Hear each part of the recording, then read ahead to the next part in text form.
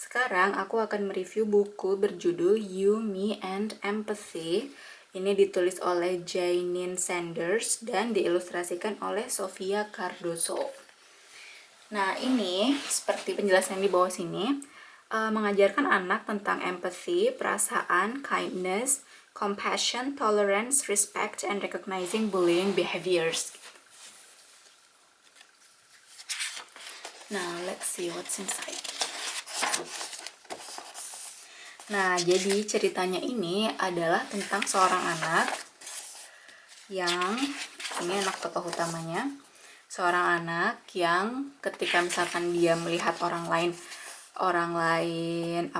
sedang mengalami sesuatu, itu tuh dia berusaha untuk berempati gitu. Seperti ini misalkan ketika ibunya sedang sakit, maka I rubbed her back and patted her hand, kayak gitu.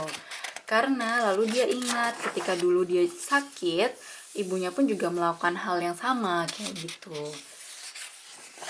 Nah, sama juga ketika misalkan kakaknya jatuh, terus dia berusaha cheer him up, berusaha dikasih plaster segala macam, karena dia ingat dulu juga waktu dia jatuh juga kakaknya melakukan itu ke dia, kayak gitu. Nah, kemudian menurut aku buku ini cocok untuk anak usia yang lebih besar, mungkin sekitar 4 tahun, 5 tahun seperti itu. Karena ini mengajarkan tentang perasaan, cuman lebih complicated gitu.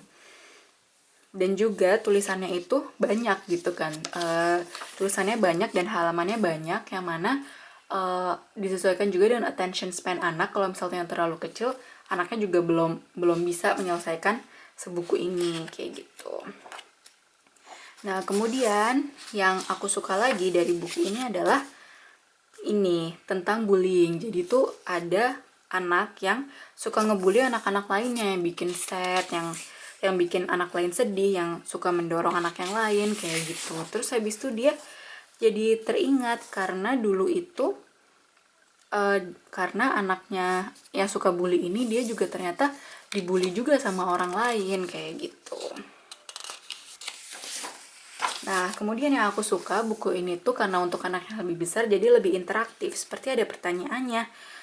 Misalkan di setiap halaman ada tanya, what might be some ways we could show other people we care about them, kayak gitu. Jadi misalkan meningkatkan diskusi kayak gitu antara orang tua dan anak yang membaca. Dan bahkan belum selesai sampai situ, bahkan ada pertanyaan tambahannya juga untuk meningkatkan diskusi. Jadi misalkan tadi setiap halaman sudah ada pertanyaannya sendiri, kemudian di halaman belakang juga ada pertanyaannya lagi. Seperti misalkan, menurut kamu anak ini perasaannya seperti apa? Terus apa yang dia lakukan dan segala macam. Nah, kemudian bahkan juga ada